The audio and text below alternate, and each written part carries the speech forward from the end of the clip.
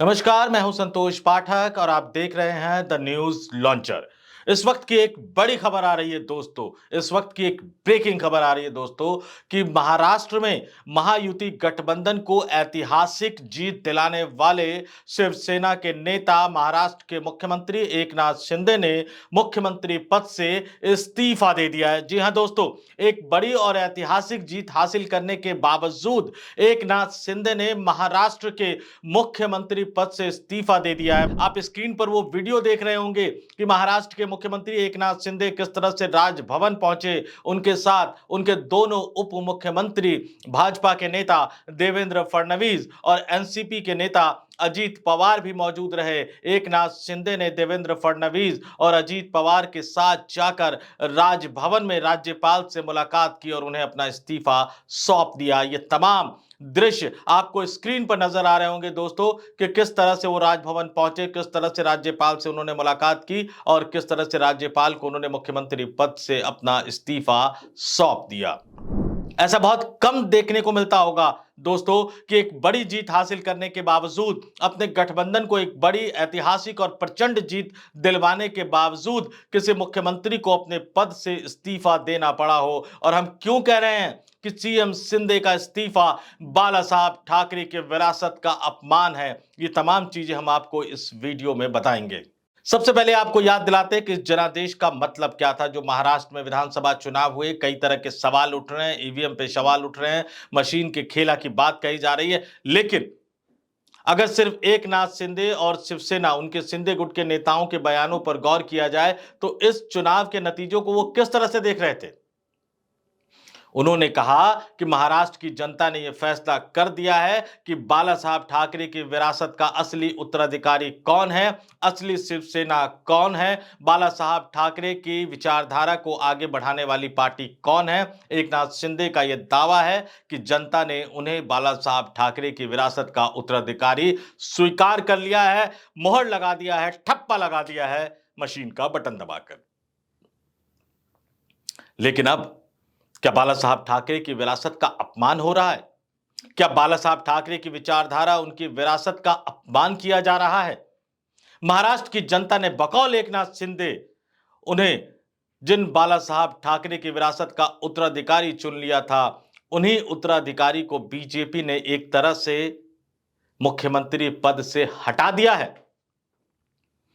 हम ऐसा क्यों कह रहे हैं दोस्तों? क्योंकि परंपरा यह होती है कि आमतौर पर अगर कोई भी मुख्यमंत्री अगर चुनाव जीतता है या उसका गठबंधन चुनाव जीतता है, तो जब विधानसभा का कार्यकाल या उस व्यक्ति का कार्यकाल खत्म होने वाला होता है तो राजभवन जाकर राज्यपाल से मुलाकात करते, अपने पद से इस्तीफा देते हैं और उसी समय या कुछ घंटों के अंदर वो दोबारा राज्यपाल के सामने सरकार बनाने का दावा पेश कर देते हैं। यहां नहीं हुआ, इस्तीफा दिया और चूंकि कोई दावा पेश नहीं किया गया था सरकार बनाने का, इसलिए राज्यपाल ने एकनाथ शिंदे को कहा कि वो अगली व्यवस्था होने तक कार्यवाहक मुख्यमंत्री के तौर पर बने रहे, जिस व्यक्ति ने एक बड़ी जीत दिलाई हो महाराष्ट्र में अपने गठबंधन को। दोस्तों, महाराष्ट्र की राजनीति में बाला साहब ठाकरे का क्या महत्व रहा है, यह हम और आप सभी जानते हैं, इसको बताने की कोई जरूरत नहीं है। उनकी मृत्यु के बाद भी महाराष्ट्र की राजनीति में बाला साहब ठाकरे की विरासत का क्या महत्व बन गया है, यह भी हम और आप सभी जानते हैं। महाराष्ट्र में बाला साहब ठाकरे की विरासत का नाम लिए बिना कोई राजनीतिक रैली शुरू नहीं होती। इस बार के चुनाव में भी हमने देखा कि सिर्फ बाला साहब ठाकरे के बेटे उद्धव ठाकरे और उनकी पार्टी के नेता ही उनका नाम नहीं लेते थे, बल्कि प्रधानमंत्री नरेंद्र मोदी तक अपनी रैलियों में बाला साहब ठाकरे का नाम लिया करते थे, बाला साहब ठाकरे की विरासत का जिक्र किया करते थे। और बाला साहब ठाकरे की विरासत पर अपना अधिकार जताते हुए मुख्यमंत्री एकनाथ शिंदे साहब ने तो अपना पूरा चुनावी कैंपेन तैयार किया था। इसी चुनाव पर वो लड़े और वो जनता से, शिव सैनिकों से यही अपील करते रहे कि मैं हूं बाला साहब ठाकरे की विरासत का असली उत्तराधिकारी, आप मुझे वोट करो, मेरे गठबंधन को वोट करो। तो फिर उनका इस्तीफा बाला साहब ठाकरे की विरासत का बड़ा अपमान क्यों नहीं माना जाना चाहिए? कैसे, ये मैं आपको बताता हूं दोस्तों। एकनाथ शिंदे क्या कहकर अलग हुए थे शिवसेना से? एकनाथ शिंदे ने क्या कहकर उद्धव ठाकरे की पार्टी को तोड़ा था, क्या कहकर उन्होंने उस समय की जो संयुक्त शिवसेना हुआ करती थी उसको तोड़ा था। उद्धव ठाकरे की पार्टी को तोड़कर शिव सैनिकों को लेकर, शिवसेना के विधायकों को लेकर महाराष्ट्र से बाहर चले गए थे, गुजरात और असम चले गए थे। उसके बाद वो वापस आए और उन्होंने उस पार्टी को तोड़ते हुए यह आरोप लगाते हुए कि उस गठबंधन में बाला साहब ठाकरे की विरासत का अपमान हो रहा था। मैं बाला साहब ठाकरे की विरासत का सम्मान रखने के लिए फिर से भाजपा के साथ जुड़ रहा हूं, सरकार बना रहा हूं, और वो मुख्यमंत्री बन गए। उनके उन तमाम बयानों को याद कीजिए दोस्तों। मैं ये तमाम बयान आज महाराष्ट्र में सिर्फ विरोधी राजनीतिक दलों को नहीं याद दिलाऊंगा, बल्कि एकनाथ शिंदे साहब को भी याद दिलाऊंगा, उन शिव सैनिकों को भी याद दिलाऊंगा जिन्होंने बाला साहब ठाकरे की विरासत के नाम पर एकनाथ शिंदे को वोट किया था।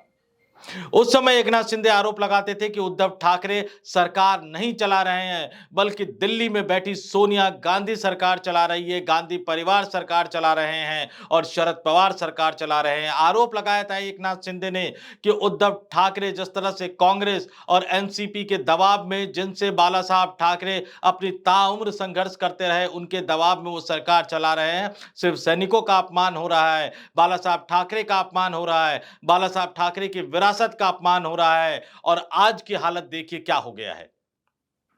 आंकड़े आप सबको पता है दोस्तों, लेकिन फिर भी मैं इन आंकड़ों का जिक्र करना चाहूंगा। क्या आंकड़े थे? बीजेपी खुद लड़ी, उन्होंने अपने सिंबल पर अपने कुछ सहयोगी दलों को भी लड़ाया। 149 सीटें जीती। कितनी बीजेपी? 132। एनसीपी, अजीत पवार, वो भी अपनी पार्टी अपने चाचा का साथ छोड़कर आए थे, उनकी पार्टी जो चुनाव लड़ी वो 59 सीटों पर चुनाव लड़ी, जीती कितनी? 41। और शिवसेना, एकनाथ शिंदे साहब की पार्टी 81 सीटों पर चुनाव लड़ी, 57 सीटें जीती। 57 सीटें जीत कर लाने के बावजूद भी और अपने गठबंधन को एक ऐतिहासिक जीत दिलाने के बावजूद भी एकनाथ शिंदे को राज्यपाल से मुलाकात कर मुख्यमंत्री पद से इस्तीफा देना पड़ा। जबकि उन्हें जब शिवसेना के विधायक दल का नेता चुना गया तो इसके साथ ही यह भी कहा गया, उनके नेताओं की तरफ से बयान भी आया कि वो चाहते हैं कि एकनाथ शिंदे मुख्यमंत्री बने, लेकिन एकनाथ शिंदे को इस्तीफा देना पड़ा। उन्हें यह तक नहीं मालूम है कि सरकार का गठन आगे कैसे होगा, कौन मुख्यमंत्री बनेगा, किस तरह का फॉर्मूला होगा। कहा यह जा रहा है कि दिल्ली दरबार में मुख्यमंत्री के नाम का फैसला होगा। विरोधी दल आरोप लगा रहे हैं, खासतौर से उद्धव ठाकरे की पार्टी, कि दिल्ली दरबार के इशारे पर अब एकनाथ शिंदे को नाचना पड़ रहा है। तो उस समय अगर बाला साहब ठाकरे की विरासत का अपमान हो रहा था, तो क्या आज बाला साहब ठाकरे की विरासत का सम्मान हो रहा है?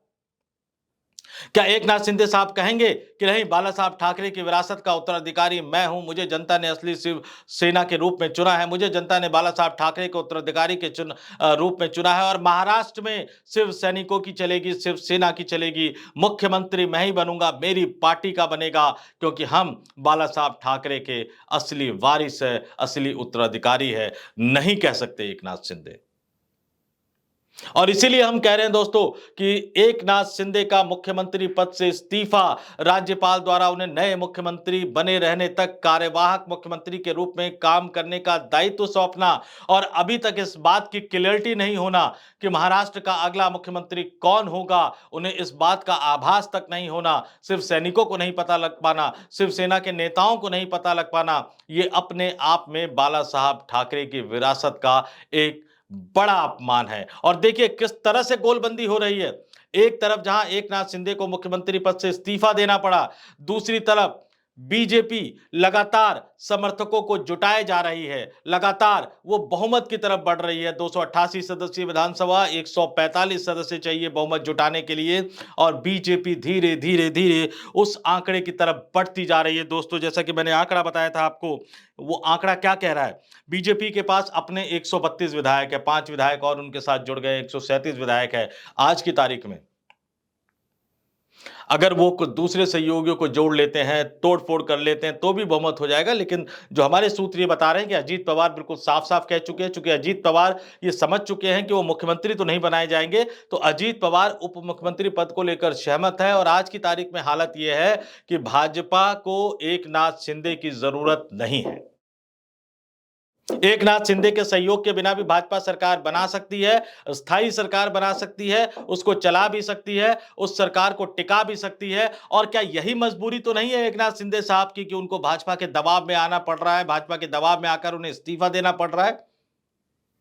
विधानसभा का कार्यकाल आज खत्म होने जा रहा है दोस्तों। तकनीकी बात तो ये थी कि आज ही मुख्यमंत्री पद के नाम का ऐलान भी कर देना चाहिए था, सरकार बनाने का दावा भी पेश कर देना चाहिए था, ताकि महाराष्ट्र में राष्ट्रपति शासन लगाने की नौबत ना आए। लेकिन हालत ये हो गई है कि फैसले भाजपा कर रही है और शिवसेना को, एकनाथ शिंदे साहब को उन फैसलों को मानना पड़ रहा है। और इसलिए हम कह रहे हैं कि महाराष्ट्र में बाला साहब ठाकरे की विरासत का बड़ा अपमान किया जा रहा है और ये उस पार्टी, उस महायुति गठबंधन में हो रहा है जिसमें अपने आप को शिवसेना का सच्चा उत्तराधिकारी कहने वाले एकनाथ शिंदे मौजूद हैं। एक बड़े जीत के बाद, एक बहुत बड़े मार्जिन की जीत के बाद, महाराष्ट्र में ऐतिहासिक जीत दिलाने के बावजूद भी उन्हें मुख्यमंत्री पद से इस्तीफा देना पड़ा। यह महाराष्ट्र की राजनीति की सच्चाई को बताता है। और यहां एक बात और भी कहते हैं दोस्तों, एक तर्क दिया जा रहा है कि चूंकि बीजेपी एक सबसे बड़ी पार्टी के रूप में उभरी है, इसलिए बीजेपी का मुख्यमंत्री बनना चाहिए। उनको मैं याद दिला दूं, जो इस तरह का तर्क देते हैं कि सबसे बड़ी पार्टी बीजेपी है, पिछली बार भी जब एकनाथ शिंदे को मुख्यमंत्री बनाया गया था,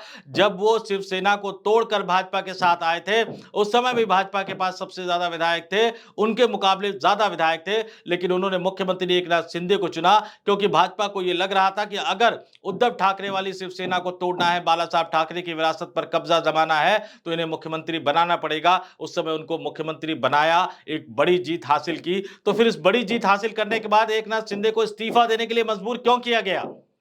उन्होंने बल्कि चुनावी जीत के बाद यह साबित कर दिया है कि वो बाला साहब ठाकरे के विरासत के सच्चे हकदार हैं।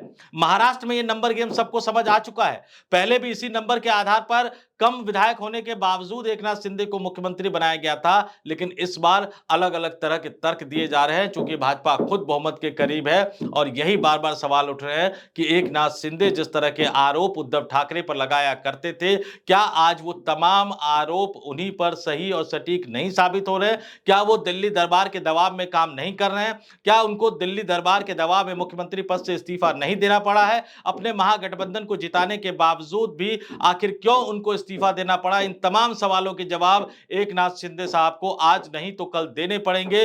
महाराष्ट्र की जनता को देना पड़ेगा और महाराष्ट्र की जनता को दे या ना दे, लेकिन अपने विधायकों को और शिव सैनिकों को जरूर देना पड़ेगा, जिन्होंने तन मन धन से महाराष्ट्र के विधानसभा चुनाव में उनका साथ दिया था। इस वीडियो में फिलहाल बस इतना ही। मुझे दीजिए इजाजत। आगे लगातार हम आपको महाराष्ट्र की घटनाओं पर अपडेट देते रहेंगे। नमस्कार।